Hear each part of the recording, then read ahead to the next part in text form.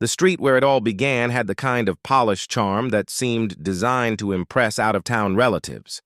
Manicured lawns, mailboxes lined in perfect symmetry, and flower beds arranged with such obsessive care that even the bees appeared intimidated. It was the sort of neighborhood where order mattered more than character, where uniformity was celebrated, and where one wrong choice of exterior paint color could be considered a declaration of war. People who lived here didn't just own houses. They bought into a lifestyle, one that was often managed, controlled, and suffocated by 3 letters, HOA. My wife and I were not strangers to rules, nor were we reckless rebels. We had moved into the neighborhood with the simple hope of peace and privacy. Our house sat at the corner lot, shaded by 2 towering oaks, with a wide driveway that promised plenty of space for guests. We imagined summer evenings on the porch, morning walks along the neatly paved sidewalks, and weekends spent grilling without worrying about city noise or rowdy neighbors. The price tag of the property reflected the promise of tranquility, and we had thought it well worth the investment. What we hadn't realized was that tranquility came with a hidden condition, one enforced not by law, but by a self-appointed monarch who wore pearls in the daytime and clutched a clipboard as though it were a royal scepter. Her name was Marjorie, though behind closed doors and whispered conversations, many referred to her by a more infamous title, the Karen of the neighborhood. She was the president of the Homeowners Association, and her presence was as constant as the trimmed hedges she inspected with unnerving regularity. She had the kind of smile that never reached her eyes, the kind that looked polished for social events but carried the sting of judgment in everyday encounters.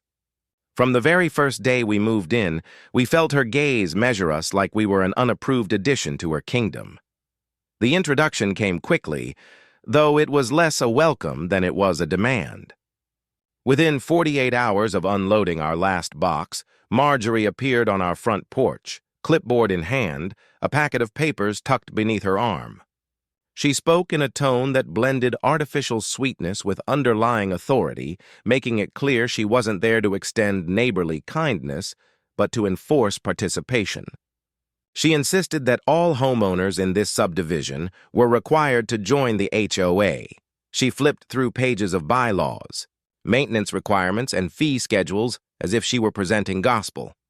For anyone unfamiliar, HOA agreements can often feel like contracts signed with invisible ink. You move into a community, you inherit its rules, and suddenly your property isn't entirely yours.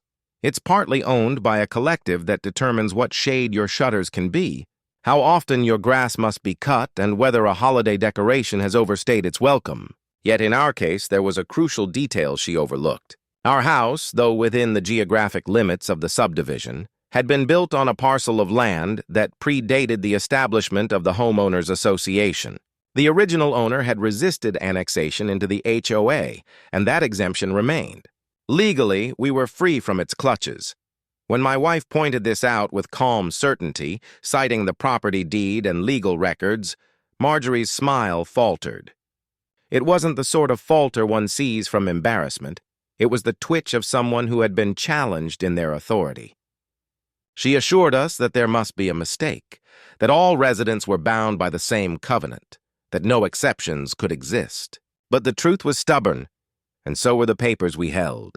My wife, meticulous in research and unwilling to be bulldozed, had already double-checked with the county office before moving in. Our home was, by every definition, outside the HOA's jurisdiction. Marjorie didn't take rejection gracefully.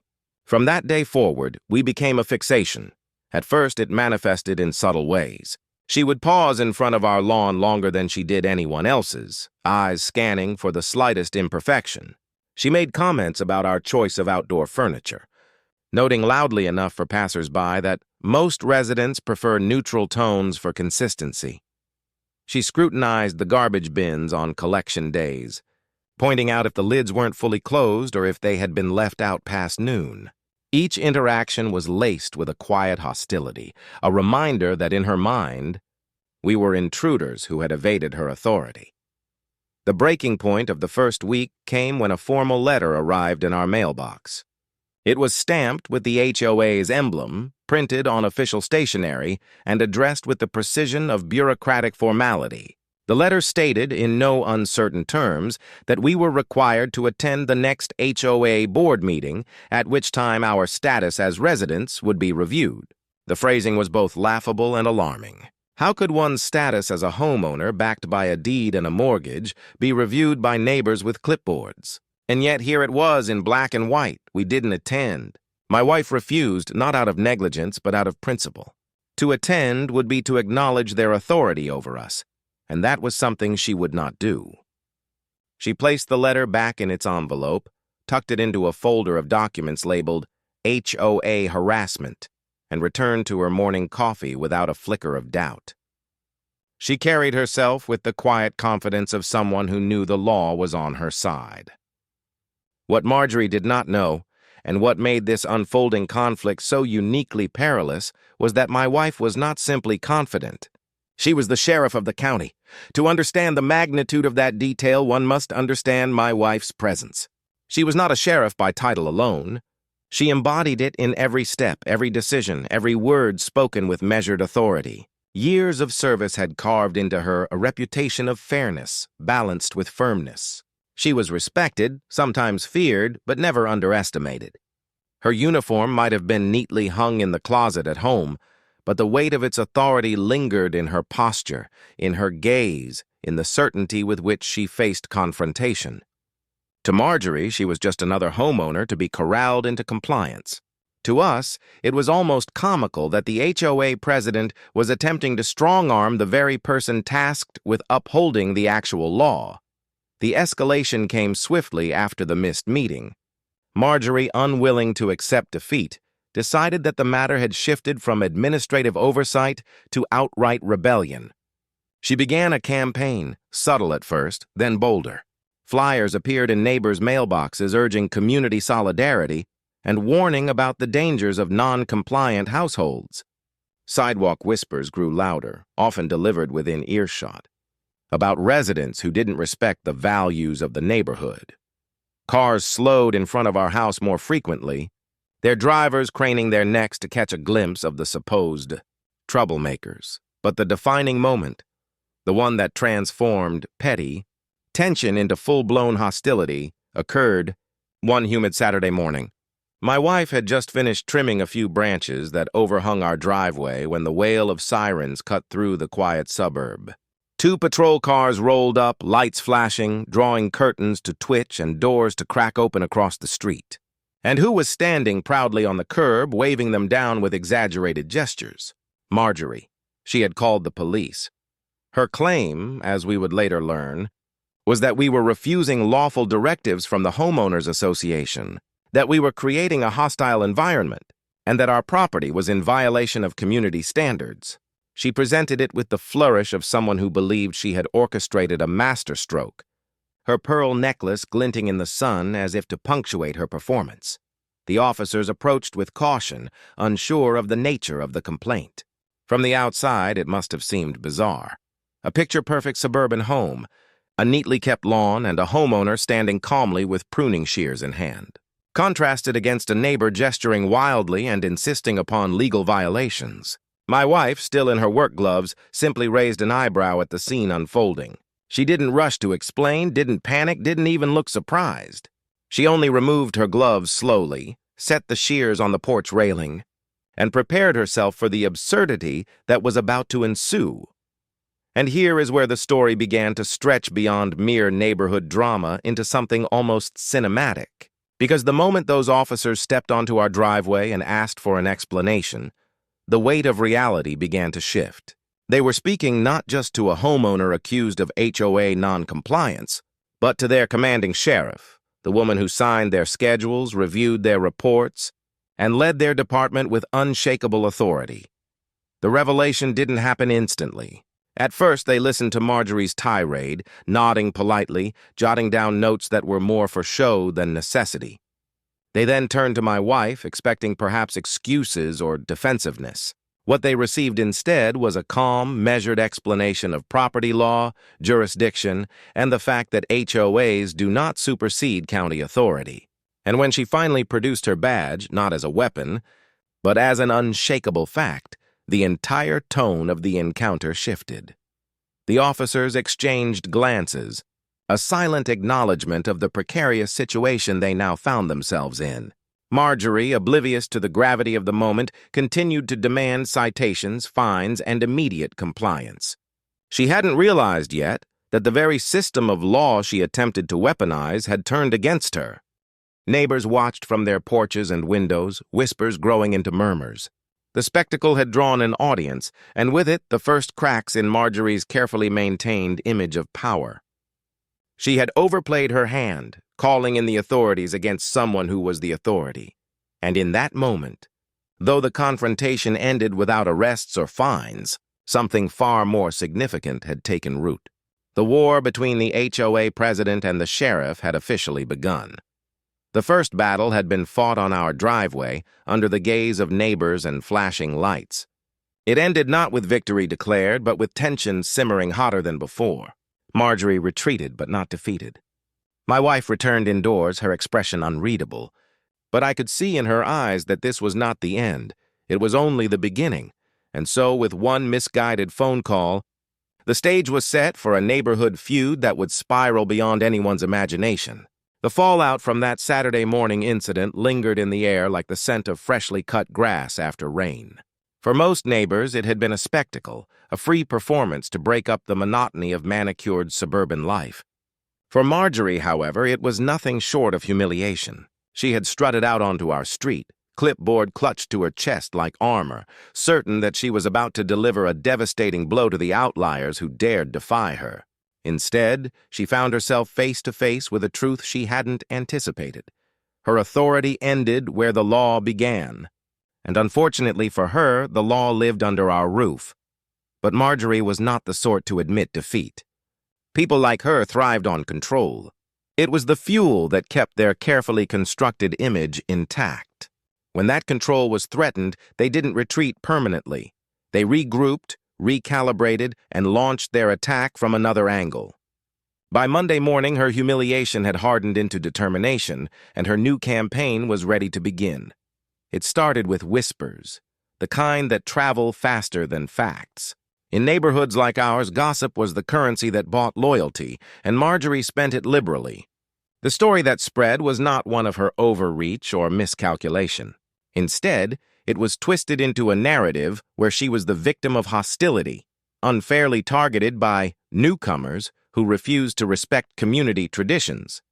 She painted herself as the guardian of neighborhood values, a lone defender against outsiders who sought to undermine the harmony that everyone else had worked so hard to maintain. Within days, we noticed subtle shifts. Neighbors who once waved with casual friendliness now offered tight-lipped nods or avoided eye contact altogether. Conversations that used to happen freely on sidewalks now grew hushed when we approached. Children who once rode their bikes across our driveway were suddenly steered away by watchful parents. It wasn't outright hostility, not yet, but it was the cold shoulder of social exile, a tactic as old as suburban politics itself. Marjorie didn't stop there. The next move came in the form of a neighborhood-wide newsletter, slipped into every mailbox under the HOA's banner. It was adorned with patriotic clip art and written in the same artificially cheerful tone she used during board meetings. The letter spoke broadly of residents who choose not to participate in our shared covenant of responsibility. It urged unity, compliance, and vigilance. Though our names were never mentioned directly, the message was clear enough. We were the residents in question, the defectors, the ones who supposedly threatened the delicate balance of their manicured utopia. For many, the letter was little more than noise, another reminder of the HOA's constant need for validation. But for some, it was a call to arms. Sides began to form, and the once neutral neighborhood started to resemble a battlefield divided by invisible lines. Those who supported Marjorie viewed us with suspicion, while others, quietly disillusioned with her reign, began to see us as a symbol of resistance. It was astonishing how quickly property lines turned into fault lines, how a simple refusal to join an association became the spark for an ideological war.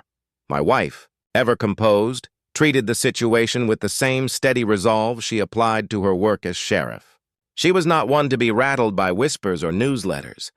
Instead, she documented everything. Every letter, every flyer, every recorded comment was filed neatly into a growing folder labeled HOA harassment. She knew the importance of evidence, of maintaining a clear record. It wasn't paranoia, it was preparation. But while she remained steady, I couldn't help but feel the shift in the air. Trips to the grocery store were suddenly marked by awkward encounters with neighbors who used to greet us warmly. Lawn work felt like a performance under watchful eyes. Even something as mundane as putting the trash bin out became an act of defiance, as Marjorie's car would often slow roll past our driveway at precisely the right moment. It was clear she was looking for mistakes, cataloging infractions that didn't exist, searching desperately for a foothold in a battle she had already lost legally. And then came the first escalation. It was a warm Thursday evening when I noticed a piece of paper tucked under our doormat. At first glance, I assumed it was another flyer, perhaps an advertisement for lawn services or pest control. But when I unfolded it, I saw that it was a letter, handwritten in a looping script that could only belong to Marjorie. The message was curt, almost threatening in its precision. Your refusal to join the HOA is not only disrespectful but dangerous. The neighborhood thrives on order, and order requires compliance. Consider this your final opportunity to correct course. Failure to do so will result in consequences you may regret. There was no signature, no official seal, but the handwriting spoke louder than any printed emblem could. My wife read it once, then placed it calmly into the harassment folder without comment. She didn't need to say anything. The look in her eyes told me she understood what Marjorie was doing. This wasn't just a neighborhood squabble anymore. This was a campaign of intimidation. The following weekend, the consequences Marjorie promised began to manifest. It started with petty inconveniences. Our trash bin, once neatly returned to the side of the house after collection, began showing up in odd places, sometimes tipped into the street, sometimes lying on its side at the far end of the driveway. Packages left by delivery drivers mysteriously disappeared before we could retrieve them, though neighbors swore they hadn't seen anything suspicious. Late at night, motion sensor lights flickered on more frequently than before, as though someone lingered just beyond the shadows. It would have been easy to dismiss these as coincidences, the random annoyances of suburban living, but the timing was too precise, the pattern too deliberate. Each incident aligned perfectly with Marjorie's threats, and though she would never be so reckless as to leave evidence of her involvement, the implication was undeniable. Still, my wife remained unshaken. She had faced far greater intimidation in her line of work than a neighbor with a clipboard and too much free time. Her focus was on the long game, on letting Marjorie dig her own grave with every misstep. She reminded me often that bullies thrived on reaction, and the best weapon against them was composure. Yet even composure has limits, and mine began to crack the night Marjorie escalated further. It was just past midnight when I heard the sound, a sharp metallic scrape against the side of the house. At first I thought it was a branch swaying in the wind, but the night was still.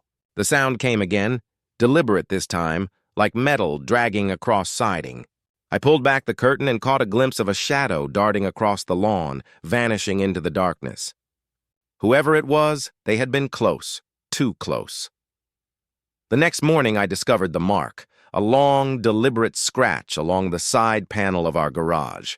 It wasn't deep enough to be structural, but it was unmistakably intentional.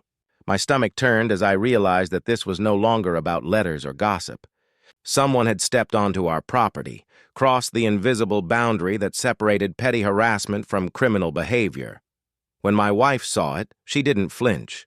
She simply retrieved her camera, documented the damage, and added the photographs to the growing evidence file. She didn't speculate, didn't accuse, didn't let emotion cloud her judgment. But I knew what she was thinking because I was thinking it too. Marjorie had declared war. The neighborhood, of course, buzzed with speculation. Some whispered that we were overreacting, that scratches and missing packages could happen to anyone. Others, quietly tired of Marjorie's reign, began to exchange knowing glances when our paths crossed. It was as if the community was waiting, watching, unsure of which side would prevail. But Marjorie wasn't finished. She thrived on escalation, on the intoxicating rush of control slipping through her fingers and her desperate attempts to reclaim it. The next board meeting was announced with unusual urgency, flyers plastered on every mailbox and corner post. The agenda, though written in formal language, left little doubt about its purpose: addressing non-compliant residents. Neighbors gathered in the clubhouse that evening, the air thick with anticipation. We didn't attend. Legally, we weren't required to, but that didn't stop Marjorie from making us the centerpiece of her performance. Witnesses later told us she delivered a fiery speech, warning of the dangers of allowing exceptions, of how one family's refusal threatened the very fabric of their community. She called for unity, for vigilance, and for collective action. It was less a meeting and more a rally, a declaration that she would not rest until order was restored. What she didn't realize was that every word, every exaggeration, every thinly veiled threat was being recorded. A neighbor, tired of her antics, had begun documenting the meetings in secret. And those recordings, shared discreetly with my wife, would soon become the very evidence Marjorie would regret creating. By the end of that month, the lines had been drawn clearly. Our driveway was no longer just concrete. It was a boundary between Marjorie's world and ours, between the illusion of HOA authority and the reality of legal jurisdiction. She believed she was fighting for order, for control, for the survival of her carefully crafted kingdom. But what she didn't yet realize was that she was fighting against the law itself, embodied in the very person she thought she could intimidate. And as autumn crept in, with leaves gathering in neat piles along the curbs, the tension in the neighborhood only grew sharper. The first shots in this war had been fired, and though no one said it out loud, everyone knew the battle was far from over. The HOA president had declared war, and my wife, the sheriff, was prepared to win it.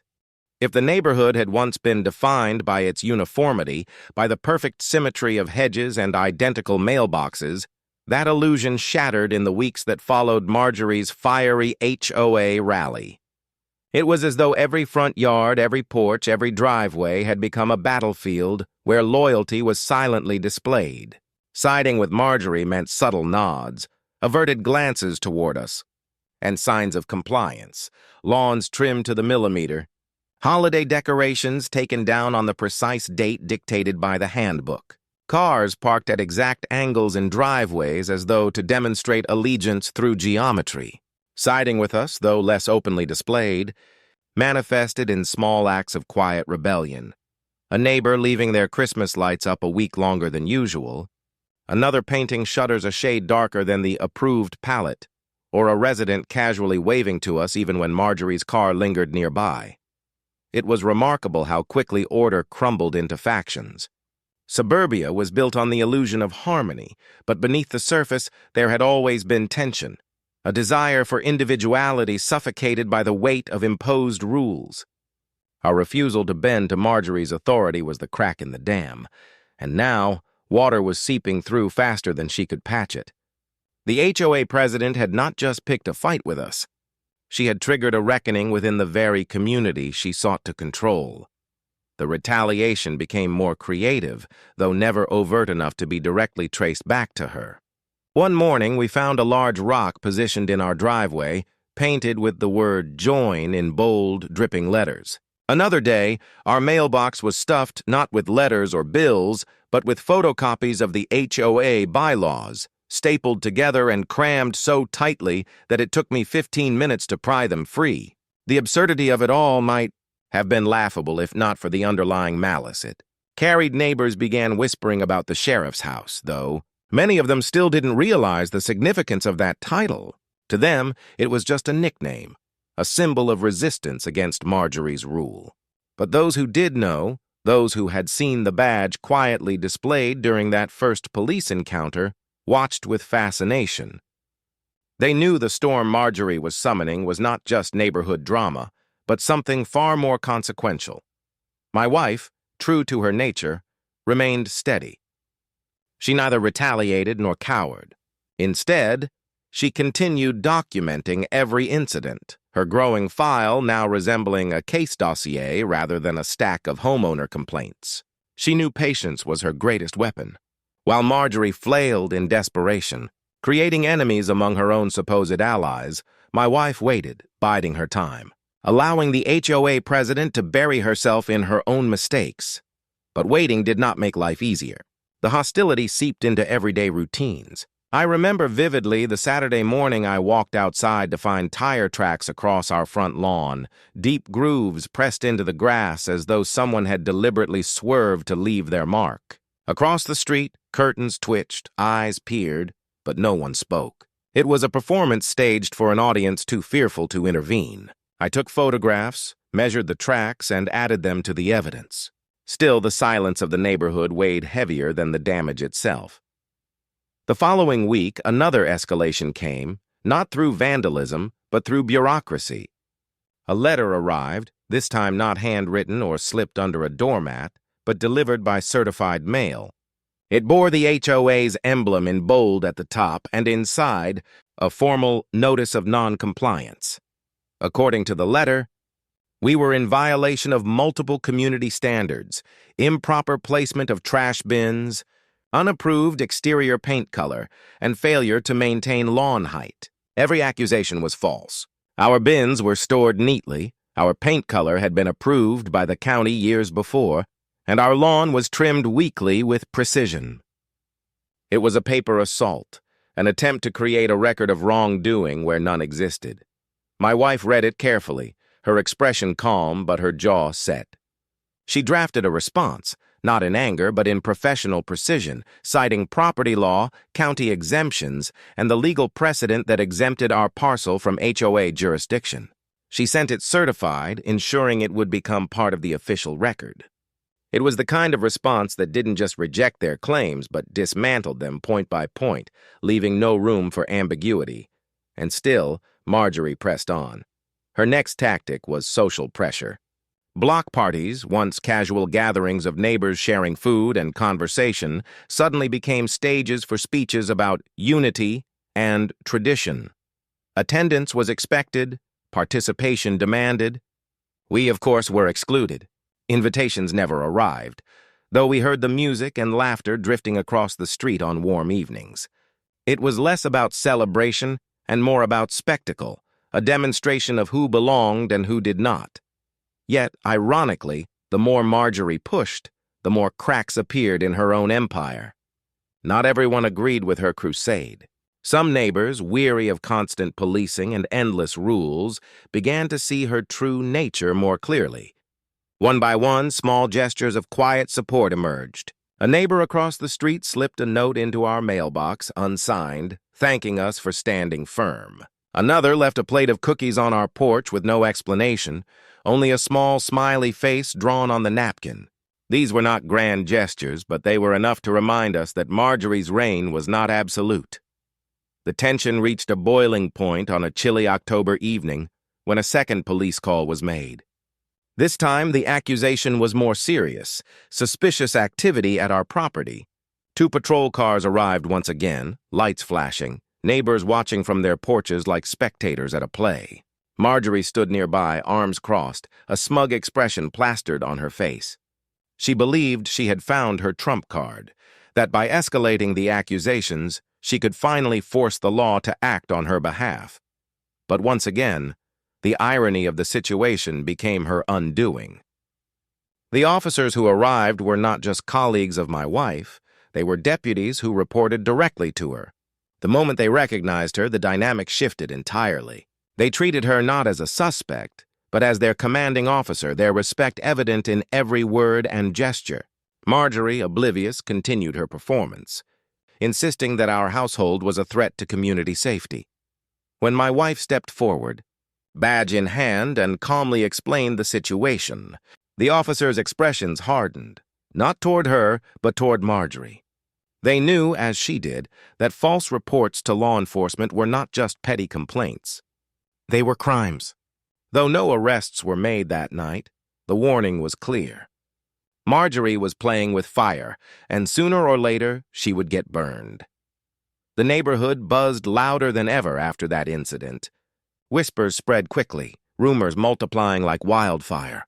Some began to question Marjorie's leadership openly, while others doubled down in their loyalty, unwilling to admit they had followed the wrong leader.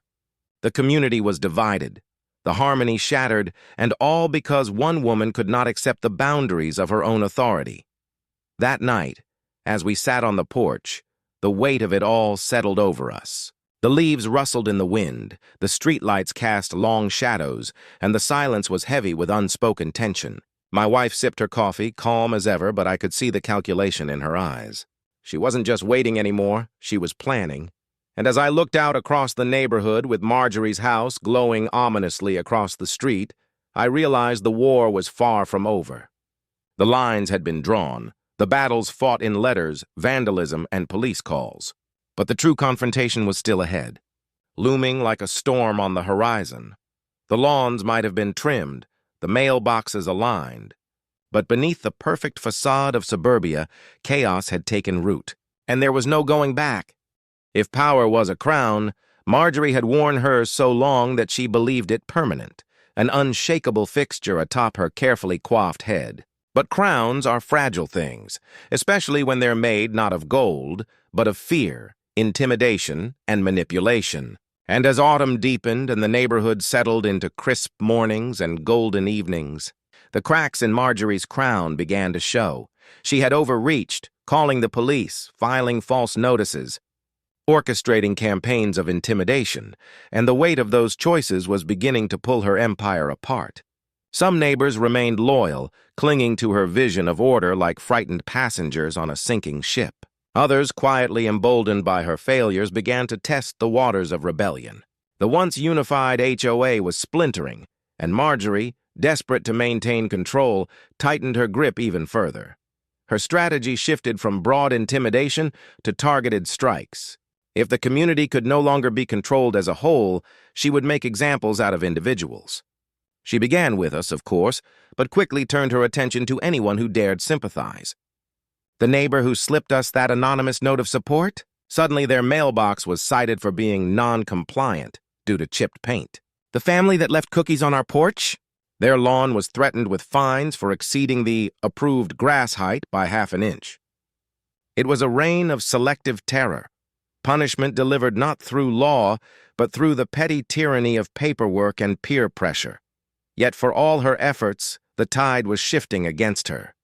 Word of her tactics spread, and whispers grew louder. Some began to question why they paid dues to an organization that seemed more interested in policing residents than supporting them. Others started digging into the bylaws, discovering for the first time just how limited the HOA's true authority was.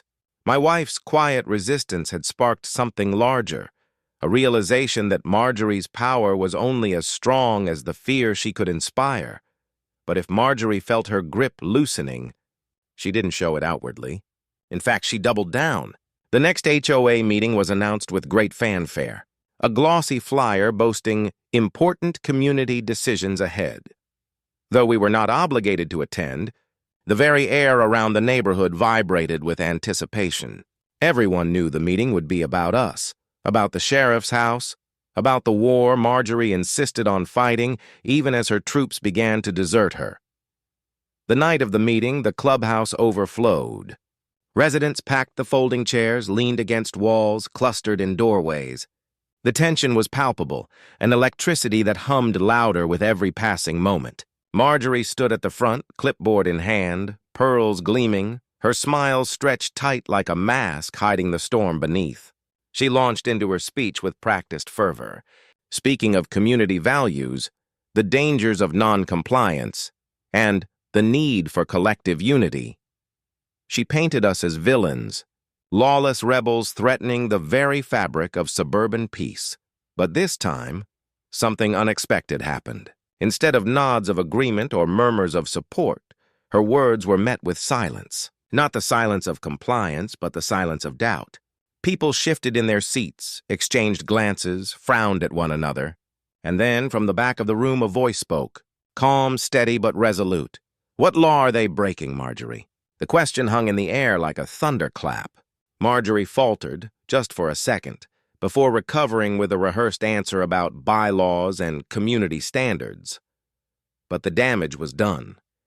The illusion of absolute authority had been pierced, and once pierced, it could not be fully restored. From that moment on, the meeting spiraled. Residents who had once remained silent began asking questions about dues, about enforcement, about the validity of Marjorie's claims. Some were still timid, but others grew bolder, their frustrations bubbling over after years of quiet resentment. For the first time, Marjorie was not in control. She tried to regain order, pounding her gavel, raising her voice, insisting on respect. But the more she demanded, the less she received. We weren't there, but word of the meeting spread quickly, carried on the current of gossip that Marjorie had once weaponized but could no longer contain. Neighbors stopped us on walks, approached us at the grocery store, even sent anonymous emails. They told us how she had lost her composure, how the meeting had descended into chaos, how people were beginning to see her not as a leader but as a tyrant, desperate to cling to power. And yet, even cornered, Marjorie did not surrender. Instead, she escalated once more. Her next move was as brazen as it was reckless. One morning, we awoke to find a bright orange notice taped to our front door. Bold black letters screamed, "Final warning," followed by a list of alleged violations and a threat of escalating fines. The notice claimed that if we did not comply within 30 days, the HOA would take legal action to seize our property. It was a scare tactic, one she had used before on weaker residents, but this time it was different. She had delivered it to the sheriff's door. My wife examined the notice carefully, her expression unreadable. She knew as I did that the HOA had no such power. They could not seize property, they could not override county jurisdiction, and they certainly could not threaten a sitting sheriff without consequences. She photographed the notice, documented the delivery, and placed it neatly in the harassment file. But this time, she also made a call. It was not a call of complaint, but a call of preparation. She contacted the county attorney, explained the ongoing situation, and forwarded copies of every piece of evidence collected thus far. She did not demand immediate action. She simply laid the groundwork, ensuring that when the time came, the case against Marjorie would be airtight. Still, the threats weighed heavily. Even knowing the law was on our side, there was something unsettling about waking up to find a hostile notice plastered on your door. It was no longer about rules or property lines. It was about psychological warfare, about eroding peace of mind. And in that sense, Marjorie's tactics were effective. Sleep came harder, tension sat heavier, and every creak of the house at night felt like another act of intrusion. The neighborhood itself mirrored that tension. Driveways once filled with friendly conversations now stood empty. Sidewalks were quieter, laughter rarer, gatherings more subdued. People were watching, waiting, bracing themselves for the next escalation. The HOA, once a background hum in daily life, had become the centerpiece of every whispered conversation. And through it all, Marjorie stood defiant, convinced of her righteousness even as her kingdom crumbled beneath her feet. The true breaking point came on Halloween night. It was a tradition in the neighborhood, children in costumes flooding the streets, houses decorated with cobwebs and pumpkins, parents chatting on sidewalks as candy flowed freely. For one night, the community always felt lighter, freer, united in celebration. But that year, the atmosphere was different. Decorations were sparse, turnout was lower, and the shadow of the ongoing feud loomed over everything. We decided to participate anyway, setting out a bowl of candy on the porch and carving pumpkins with smiling faces. We wanted, if nothing else, to give the children some sense of normalcy. But as the night wore on, it became clear that not everyone shared that intention. Around 9 o'clock, long after most children had returned home, we heard the unmistakable sound of eggs splattering against the siding. By the time I rushed outside, the damage was done. Our porch, our windows, even the pumpkins were smeared with yolk and shell. And there, at the edge of the street, stood a group of teenagers, laughing as they ran into the darkness. Behind them, in the glow of a porch light, I caught a glimpse of Marjorie, standing with her arms crossed, watching silently. She didn't throw the eggs herself, but her approval was unmistakable. That night marked a turning point. Vandalism could be brushed off, false notices could be countered, gossip could be ignored. But the sight of her standing there, condoning the harassment, pushed everything into sharper focus. This was no longer just about property rules or neighborhood politics. This was personal. And as my wife stood beside me, surveying the mess with calm determination, I knew she had made a decision. The time for patience was ending. The time for action was drawing near. The morning after Halloween, the eggshells still clung stubbornly to the siding despite my scrubbing. The driveway smelled faintly of rot, and the carved pumpkins, once cheerful and welcoming, were marred beyond repair. Normally, such vandalism would have been a minor annoyance, a petty prank to be cleaned up and forgotten. But this wasn't just about vandalism anymore. It was about escalation, about a neighbor emboldened by the belief that she was untouchable. And my wife, the sheriff, knew better than anyone that unchecked behavior only grew bolder with time. Her patience, once a carefully measured resource, had been spent. For months, she had allowed Marjorie the space to expose herself, to reveal the depths of her obsession with control. She had gathered evidence quietly, waiting for the moment when patience and preparation would merge into undeniable proof. Halloween night had provided the final piece of the puzzle. Not just harassment, but harassment carried out under Marjorie's approving gaze. Now the file wasn't just thick with paperwork, it was ready to become a case. But my wife didn't rush headlong into confrontation. That wasn't her way. She began instead with methodical precision. The first step was securing every record, every notice, every piece of correspondence.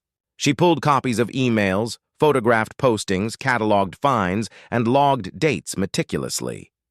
She added statements from neighbors who had confided their frustrations and suspicions. She compiled photographs of damaged property, copies of threatening letters, even the remnants of the final warning taped to our door. It was a mountain of evidence stacked high and undeniable. Once the evidence was airtight, she made her next move. A formal complaint was filed, not to the HOA itself, but to the county attorney's office. It wasn't a cry for help, but a notification. A sheriff's household was being targeted by an HOA president who had exceeded her authority and engaged in harassment. The weight of her position gave the report gravity, but it was the evidence, not the title, that would carry the case forward. Marjorie didn't know this, of course. To her, the game was still in play, the pieces still under her control. She likely expected us to retreat into silence after the vandalism, to withdraw under the pressure of her orchestrated campaign. Instead, we continued on with quiet resolve, fixing what was broken, ignoring her provocations, and allowing her to believe that her intimidation was working. In reality, each day brought us closer to the reckoning she couldn't see coming. But while the legal wheels turned slowly, life in the neighborhood remained tense. The fallout from the disastrous HOA meeting still lingered, and Marjorie, desperate to reassert control, threw herself into new initiatives. She announced a community beautification project requiring all residents to repaint their mailboxes by the end of November. She distributed glossy flyers detailing seasonal compliance checks for holiday decorations, threatening fines for excessive displays. She even proposed a mid-year dues increase, citing legal expenses that no one had authorized or approved. For some residents, these demands were the final straw. Quiet resistance turned into open defiance. A handful of families refused to repaint their mailboxes, daring her to follow through on her threats. Others decorated their homes more extravagantly than ever, turning Christmas lights into a declaration of independence. And when the notice of dues increase landed in mailboxes, more than a few residents flatly refused to pay, pointing out that no such increase had been voted on or approved. It was rebellion. Plain and simple, and Marjorie felt it slipping through her fingers. She responded with fury, issuing fines and notices at a pace that seemed almost frantic. But her desperation only fueled the resistance, and for the first time, cracks appeared not just in her authority, but in the HOA itself. Several board members quietly distanced themselves, refusing to back her more extreme measures. One even resigned, citing irreconcilable differences in leadership direction. Meanwhile, whispers spread that some neighbors were consulting attorneys, questioning whether Marjorie's actions were not only unethical, but illegal. It was a quiet storm building beneath the surface, one that would eventually converge with the case my wife had set in motion. Through it all, Marjorie kept her sights firmly fixed on us. She couldn't let go of her obsession, couldn't stand the idea of a family within her reach living outside her control. Every notice, every fine, every whispered rumor traced back to her relentless determination to bend us to her will. But what she didn't understand was that her focus on us had become her downfall. While she obsessed over our household, her broader kingdom unraveled. The turning point came one chilly evening in late November. We were sitting on the porch, sipping coffee as the last of the autumn leaves fell across the yard, when a black sedan pulled into the driveway. Out stepped a man in a suit carrying a briefcase and wearing the expression of someone who had been summoned into a matter far larger than he had anticipated. He introduced himself not as a neighbor, not as an HOA representative, but as an investigator from the county attorney's office. He had come to deliver news.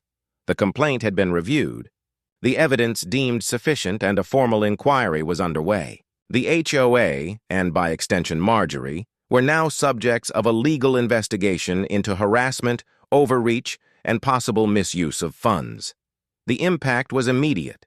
Within days, whispers turned into open conversations. Neighbors who had once been too afraid to speak now shared stories of their own encounters with Marjorie's heavy hand.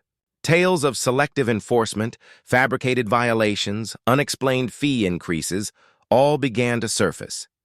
The narrative was shifting, and for the first time, Marjorie wasn't the enforcer, but the accused.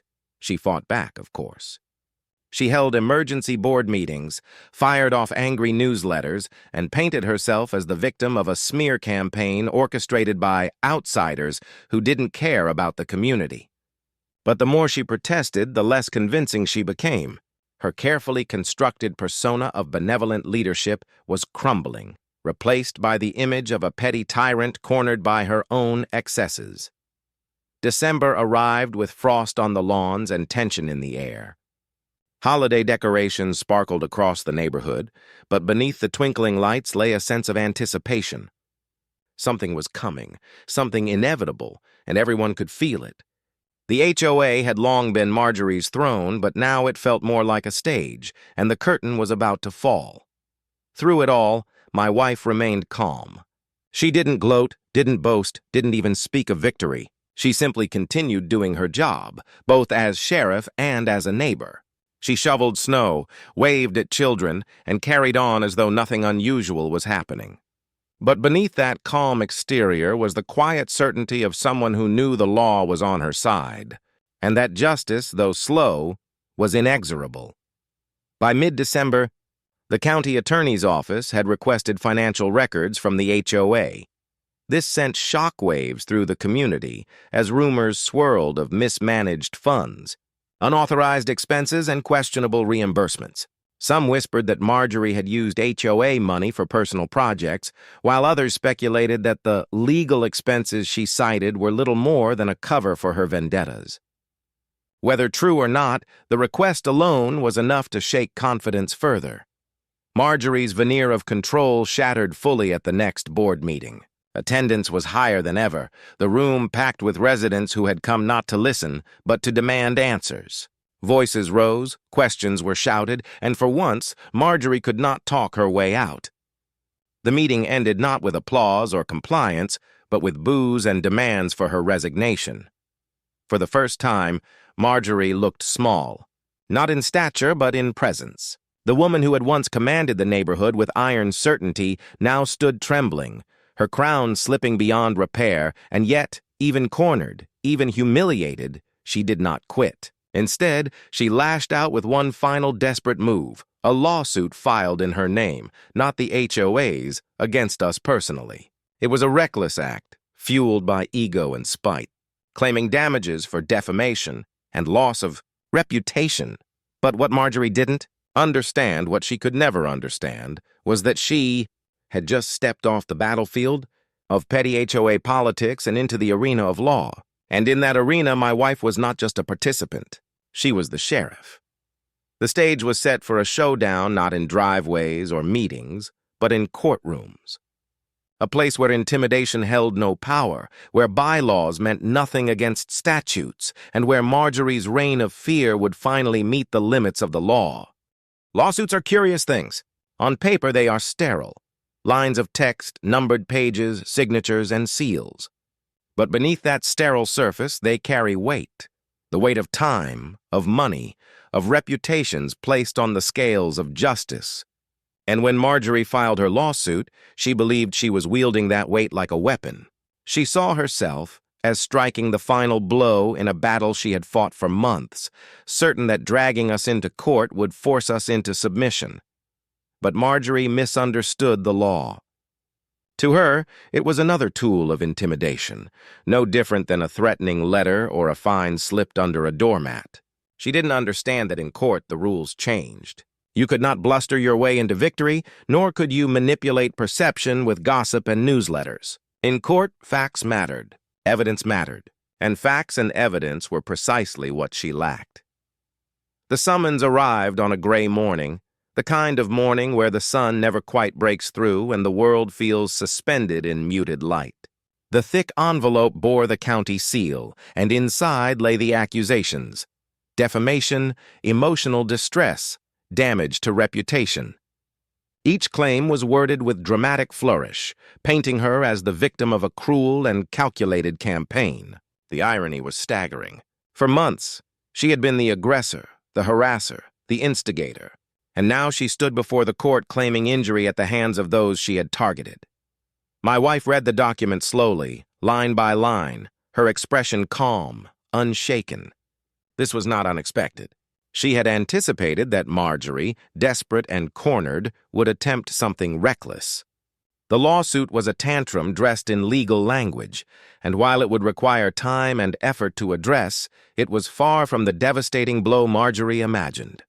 The first step was response. With measured precision, my wife drafted her reply, not simply denying the allegations, but laying out the counter-narrative in clear, factual terms. She detailed the months of harassment, attached exhibits of notices, photographs of vandalism, and records of false claims.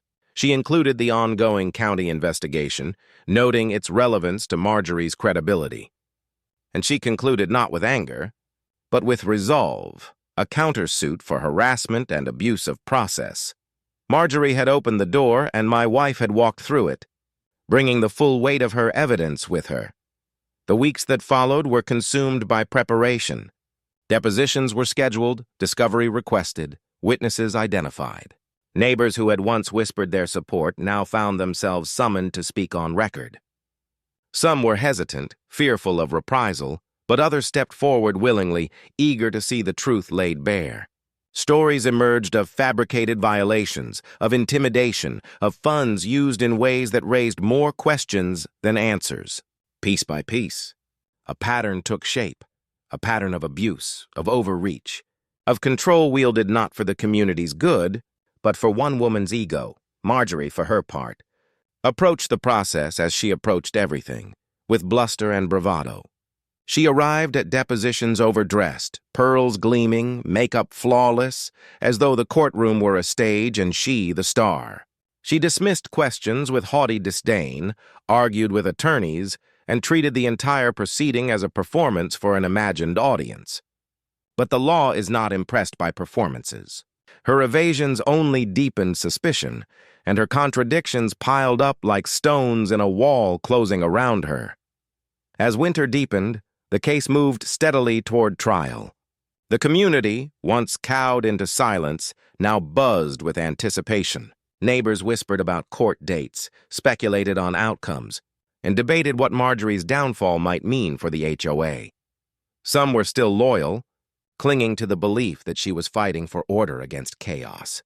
But many more had shifted, their patience worn thin by her excesses, their trust eroded by the steady drip of revelations. The day of the first hearing dawned cold and clear. Frost glazed the grass, and the courthouse loomed solemn against a pale sky. Inside, the air was tense, filled with the low murmur of voices and the rustle of papers. Marjorie sat at the plaintiff's table, shoulders squared, chin lifted, her expression a mask of confidence that barely concealed the flicker of nerves in her eyes. At the defense table, my wife sat with quiet composure, her posture relaxed but resolute, her presence commanding not through spectacle, but through certainty. The proceedings began with arguments, each side laying out its case. Marjorie's attorney painted her as a dedicated leader maligned by lies, her reputation sullied by neighbors who refused to follow the rules. He spoke of sleepless nights, of emotional strain, of the supposed cruelty inflicted upon her. It was a performance tailored to elicit sympathy, heavy on drama but light on substance. Then came my wife's turn. Her attorney rose, calm and deliberate, and spoke not of emotion, but of facts. He presented timelines, documented notices, photographs of vandalism, statements from residents. He spoke of the county investigation, of the financial irregularities uncovered, of the pattern of harassment. His words were measured, steady, and undeniable. Where Marjorie's case relied on performance, ours relied on proof. The judge listened carefully, expression neutral, but his questions told the story. He pressed Marjorie's attorney on specifics, challenged vague assertions, and asked repeatedly for evidence that never materialized. Each time the response fell short, and each time the weight shifted further. When the hearing ended, no verdict was delivered. That would come later. But the atmosphere told its own story. As the courtroom emptied, whispers rippled through the crowd. Neighbors exchanged glances, their expressions a mixture of satisfaction and disbelief. Marjorie had walked into court believing she could bend it to her will, but she had found herself on a stage where her crown held no power. Outside the courthouse, the air was biting, the breath of gathered spectators rising in frosty clouds. Marjorie swept past with her attorney, her smile brittle, her steps sharp. She still carried herself with the posture of authority, but the cracks were showing, the mask slipping. My wife, meanwhile, spoke briefly with the press, not of victory, but of process. "The facts will speak," she said simply, and returned home without fanfare. The trial itself was scheduled for spring, and in the months leading up to it, the tension in the neighborhood grew heavier. The HOA, already fractured, teetered on collapse. Dues went unpaid, meetings devolved into chaos, and board members resigned in droves. By the time Christmas lights came down, the once mighty association was little more than a shell, its authority crumbling under the weight of mistrust. Marjorie fought to maintain her grip, issuing newsletters filled with promises and threats, holding impromptu gatherings where she railed against outsiders and traitors. But the more she raged, the more isolated she became. Her circle of loyalists dwindled, her commands went unanswered, and her presence, once intimidating, became almost pitiable. Still, she pressed on toward trial, convinced that the courtroom would vindicate her, that a judge's ruling would restore her crown. She clung to that belief with the desperation of someone who has nothing left to lose. The rest of us waited, watched, and prepared. The sheriff and my wife never underestimated a cornered adversary, and she knew Marjorie's most desperate moves were still ahead. But she also knew that desperation could not rewrite the truth, and that the truth, once spoken under oath, would carry a weight no HOA newsletter could counter. As spring approached, the courthouse loomed once more on the horizon, and with it, the promise of resolution. The battle that had begun with notices taped to a door, with whispered gossip and petty fines, had grown into something larger, something that would define the neighborhood for years to come. And as the first buds of green appeared on the trees, the stage was set for the trial where crowns would be broken and consequences finally delivered. Trials are not quick affairs. They are long, deliberate, and mercilessly thorough, peeling back layers of performance until only truth remains. For Marjorie, the trial was not simply a legal proceeding. It was the unraveling of the persona she had so carefully constructed over years of rule. And for the neighborhood that had lived under her thumb, it was the first chance to see her not as the untouchable queen of the HOA, but as a defendant forced to answer for her actions. The courthouse steps were crowded on the first day. Neighbors who had once whispered gossip across fences now stood openly in groups, craning for a glimpse of the woman who had ruled their lives with fines and threats. Some came for curiosity, others for vindication, but all came knowing that the trial was more than a legal battle. It was a reckoning. Marjorie arrived first, pearls gleaming as always, her posture stiff with defiance. She swept past the murmuring crowd with her attorney at her side, chin raised, eyes fixed straight ahead. She still carried herself like a monarch, unwilling to acknowledge the weight pressing down upon her crown. My wife arrived shortly after, not with a show of force, but with quiet composure. She wore no pearls, no theatrics, only the uniform steadiness of someone who had built her case on evidence, not performance. Inside, the courtroom hummed with anticipation. The trial opened with statements, and Marjorie's attorney wasted no time painting her as a martyr. He spoke of sleepless nights, of reputational harm, of a woman whose life had been shattered by defamation. He described her as a pillar of the community, a tireless volunteer, a leader unjustly maligned by lies. His words dripped with dramatics, each sentence designed to stir sympathy, to cast doubt, to distract from the months of harassment she had orchestrated. But when our side responded, the tone shifted. My wife's attorney did not raise his voice or embellish his words. He simply laid out the timeline: notices, fines, vandalism, false claims. He presented photographs of our egg-smeared porch, copies of threatening letters, statements from neighbors who had endured the same treatment. He spoke of financial irregularities, of dues collected under questionable pretenses, of meetings conducted in secrecy. Each piece was laid with precision, not for spectacle, but for clarity. The contrast was stark, and it set the tone for the weeks that followed. Witnesses took the stand one by one. Some were hesitant, their voices low, their eyes flicking nervously toward Marjorie. But once the words began, once the stories were told, the floodgates opened. Residents described letters slipped under doors, threats of liens, fines for imaginary violations. One spoke of a holiday wreath deemed non-compliant. Another recalled being cited for a fence color that had been approved years earlier. Their stories were different, but the pattern was the same: intimidation dressed as order. Marjorie sat through it all, her mask slipping with each testimony. She whispered furiously to her attorney, rolled her eyes, scoffed audibly. At times, she attempted to glare witnesses into silence, but under oath, they stood firm. Her aura of control, once enough to silence a room, carried no weight in the witness box. When her turn came to testify, she took the stand with practiced poise. She spoke of her years of service, of the countless hours spent protecting property values, of the ungrateful residents who misunderstood her. She painted herself as a victim of malice, of coordinated attacks, of lies spread by those unwilling to follow the rules. She denied harassment, denied vandalism, denied any misuse of funds. To hear her speak, one might believe she had been nothing more than a selfless leader betrayed by those she sought to serve. But cross-examination stripped away the veneer. My wife's attorney pressed her with documents, emails, minutes from meetings. He asked about discrepancies in budgets, about notices sent without board approval, about fines levied without cause. He held up the final warning taped to our door and asked her to explain the authority by which she had issued it. Her answers faltered, contradictions surfaced, and her polished composure cracked. What began as confident defiance slid into defensive stammering, then into outright anger. By the third day, the courtroom no longer saw a benevolent leader. They saw a woman unraveling under the weight of her own actions. Outside the courthouse, the community followed every detail. Local papers carried updates, social media buzzed with commentary, and the neighborhood itself became a hive of speculation.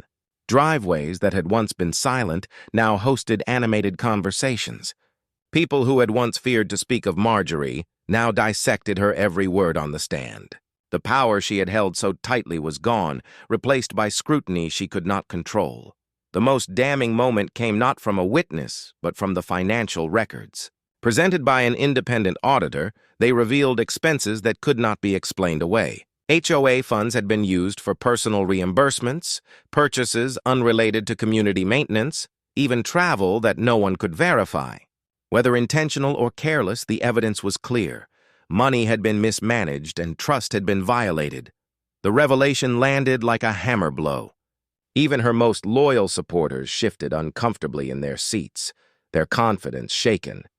The woman who had fined residents for chipped paint had used their dues for her own purposes. Whatever justification she offered, the betrayal was undeniable.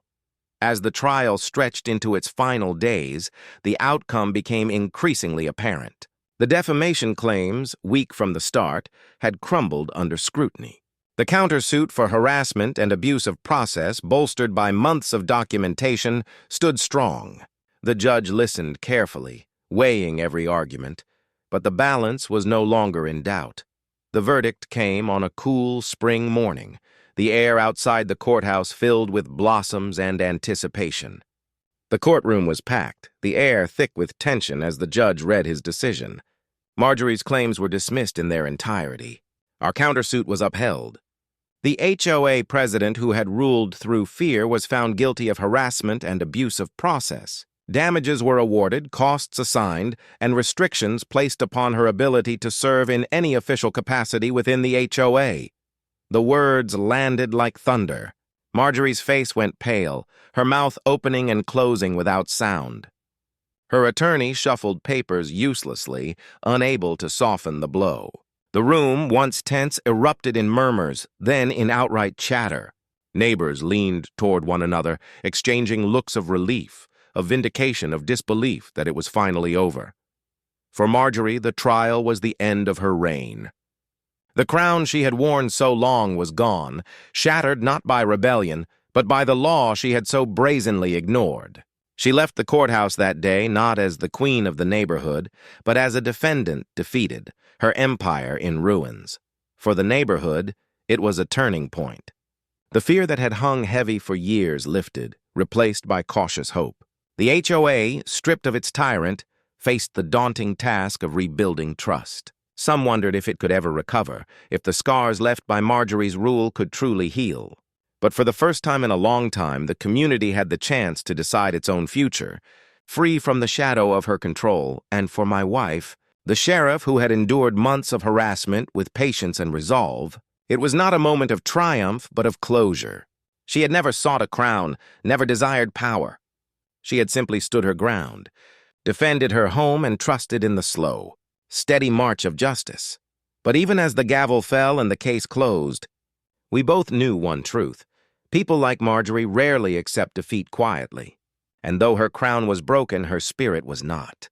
The battle in court was over, but the story of the neighborhood and the shadow Marjorie cast was not yet finished.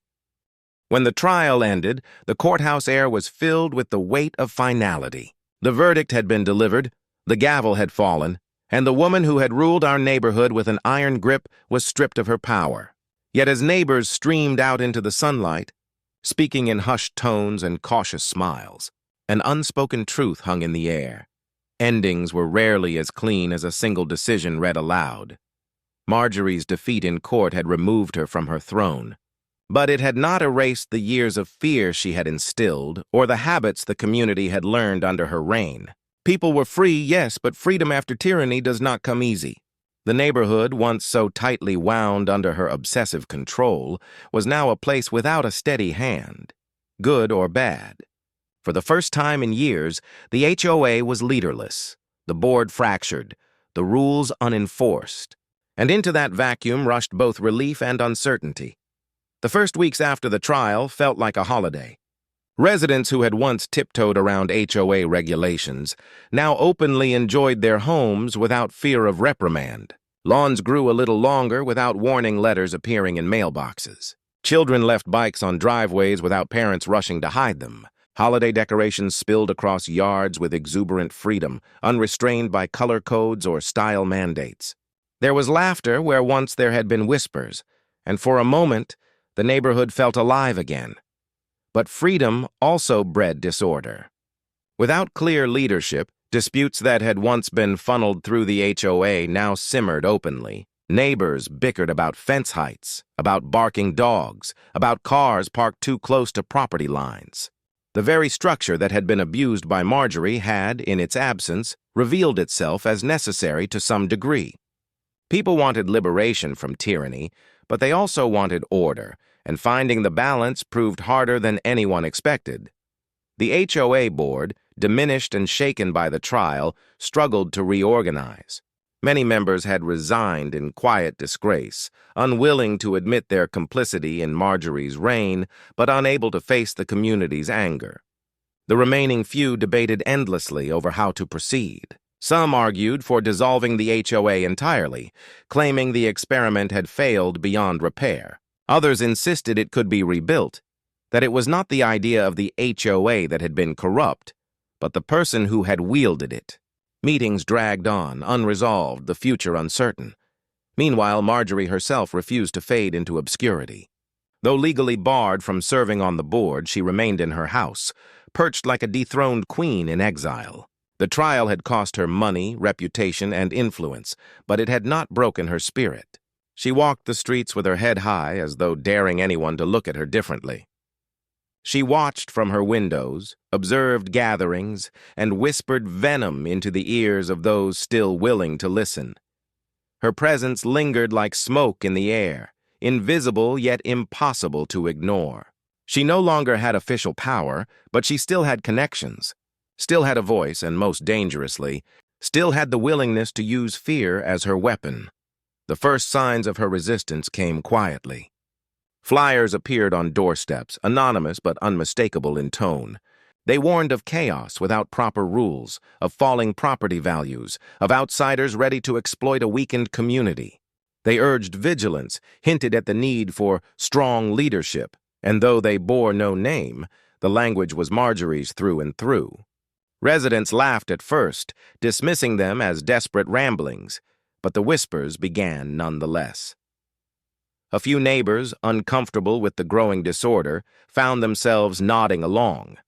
They remembered the certainty of Marjorie's rule, however oppressive, and compared it to the confusion now. And though they did not openly defend her, they began to question whether the community had traded too much stability for freedom. For my wife and me, the weeks after the trial were bittersweet. We had fought for justice, and we had won. The harassment, the notices, the threats, they were gone. Yet the victory did not bring the peace we had imagined.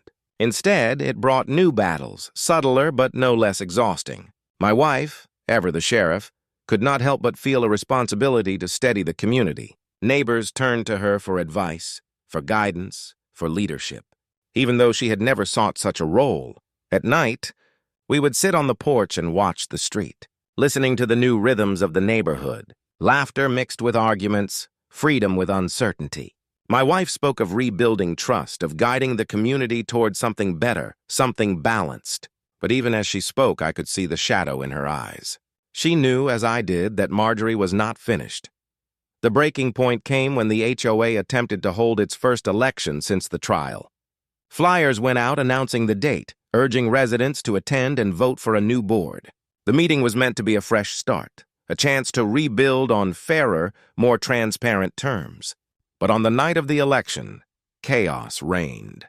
The community hall, once half-empty during Marjorie's reign, was now packed wall to wall. Neighbors who had rarely attended before came in droves, some eager for change, others suspicious of what might replace the old order. The atmosphere was charged, voices raised, tempers short. Proposals were shouted down, candidates argued openly, and alliances formed and broke in the span of minutes. And then Marjorie appeared. She had no right to be there, no official role, yet she walked in with the confidence of a returning monarch. The room fell into uneasy silence as she took a seat near the front, her eyes scanning the crowd, her smirk daring anyone to challenge her. She did not speak at first, letting the arguments swirl, letting the room descend into disarray. And then, at the moment of peak frustration, she stood. With a voice that once silenced rooms and still carried weight, she declared the meeting a disgrace, a failure of leadership, proof that the community needed strength, not endless bickering. She claimed no desire to serve, reminding everyone of the legal bar against her, but she positioned herself as the only one capable of guiding others toward order. The effect was immediate. Some booed, some shouted her down, but others, too many, nodded. Her presence alone fractured the fragile attempt at rebuilding. Candidates withdrew mid-speech, residents stormed out, and by the end of the night, the election had collapsed entirely. The next morning, The flyers returned. This time, they were sharper, angrier, no longer cloaked in anonymity. They bore her name. They warned of anarchy, of crime creeping into the neighborhood, of falling standards that would drag everyone down. She claimed to speak only as a concerned resident, but the message was clear. She was still fighting for influence, crown or no crown. The community was exhausted. Some ignored her, some mocked her, but some listened. Fear has a way of seeping into cracks, and Marjorie knew exactly where to find them. For us, the trial had been the end of one war, but this was the beginning of another, quieter, less direct, but no less dangerous. My wife knew it too. As sheriff, she understood better than anyone that removing a tyrant from power did not erase their ability to cause harm. It only changed the battlefield. And as the weeks turned to months, and the community wavered between rebuilding and relapse, one truth became painfully clear. Marjorie might have lost her crown, but she had not surrendered her throne in spirit. And until the neighborhood itself found the strength to truly reject her influence, the shadow of her reign would remain. The weeks after Marjorie's attempted return to influence carried a strange tension. It was not the overt fear of her reign, when neighbors jumped at shadows and flinched at the sound of mailboxes slamming. It was subtler, quieter, a discomfort that lingered in every conversation, a question that no one dared ask aloud. Had we truly defeated her, or had we only delayed her return? The community was split. Some were determined to move forward, to rebuild the HOA into something fair and functional.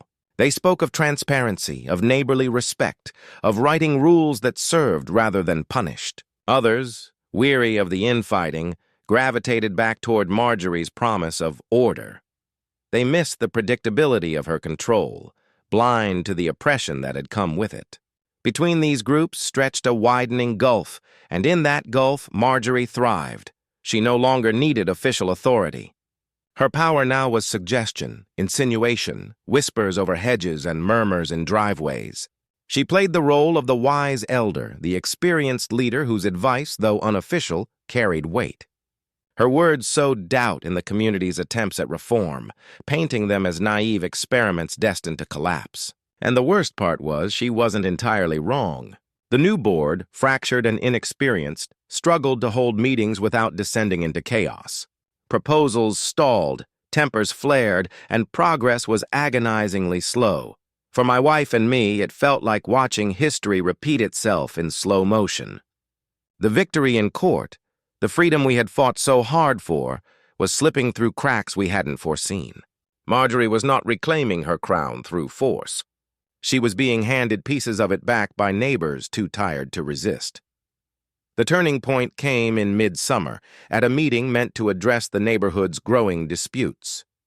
The board, desperate to prove its competence, had called for a public forum where residents could air grievances and propose solutions. Flyers were distributed, promises made of an open and honest discussion. But the moment the doors opened, it was clear the night would be anything but productive. The hall was packed, voices already raised before the meeting began.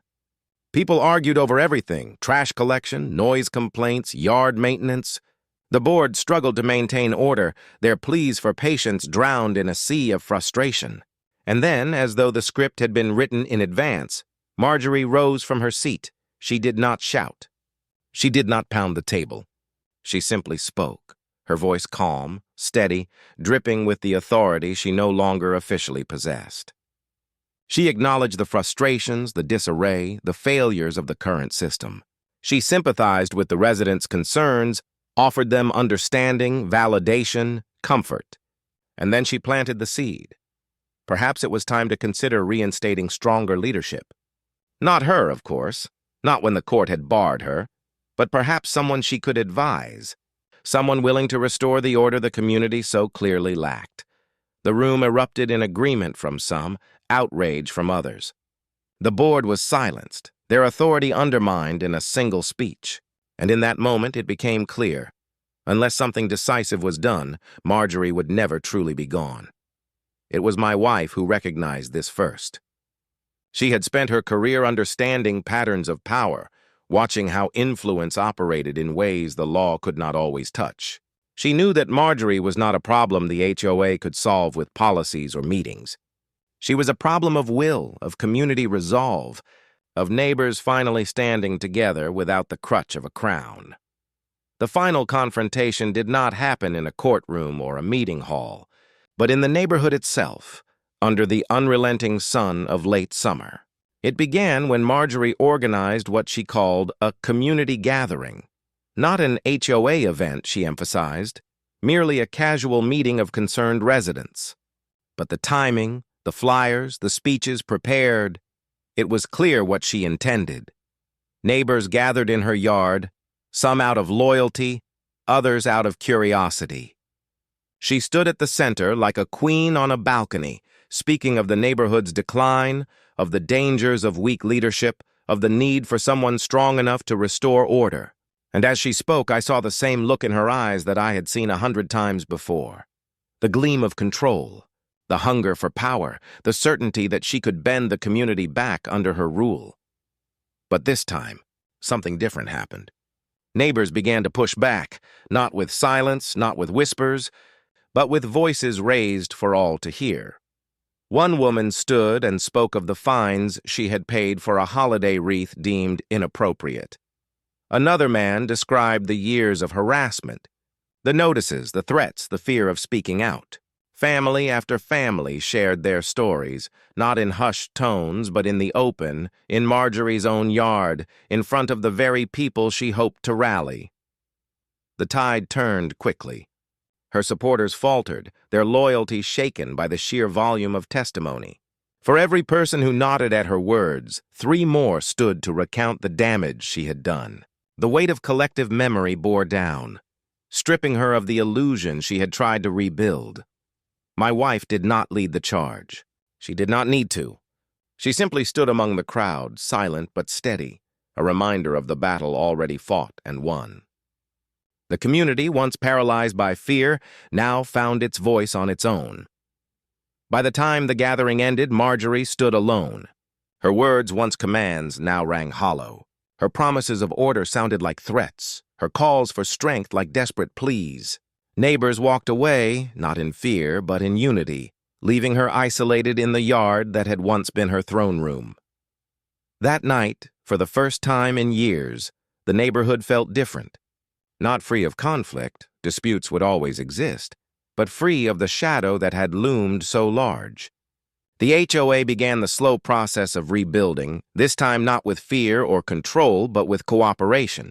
Meetings were messy, decisions slow, but they belonged to the community, not to a single ruler.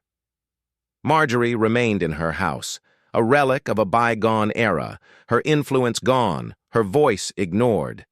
She still walked the streets, still watched from her windows, but the power was gone from her gaze. She had been dethroned not once, but twice, first by the law and finally by the people she had tried to control. For my wife and me, it was closure. We had endured her wrath, fought her in court, and watched her attempt to claw her way back. And in the end, it was not legal battles or strategic maneuvers that ended her reign. It was the community, standing together at last, refusing to bow to the crown she no longer deserved. Years from now, perhaps the story will be told as legend, the tale of the HOA tyrant who ruled with fines and threats, who called the cops on the sheriff herself, who fell not by rebellion but by the simple, enduring strength of neighbors who found their voice. But for those of us who lived it, the truth will always be simpler. Marjorie was not a queen. She was just a neighbor who mistook control for leadership, fear for respect, power for permanence. And in the end, like all tyrants, she learned the same lesson.